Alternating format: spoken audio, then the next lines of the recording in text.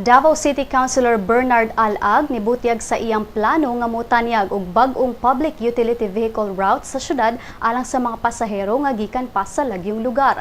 Sigon sa opisyal nga dili na haom ang gigamit sa syudad nga ordinansa kay gihimo pa kini sa sayong bahin pa sa 2000. Nakadawat sab sila og mga reklamo gikan sa ubang tawo tungod sa kakuwang sa mga PUV sa ilang mga lugar mao nga mapugos sila og sakay og taxi ug makapalit sa taas o makapliti sa taas nga kantidad. Dugang ni Alag nga ila sab gikonsiderar karon nga magbutang og mga shuttle buses sa mga bag-ong ruta.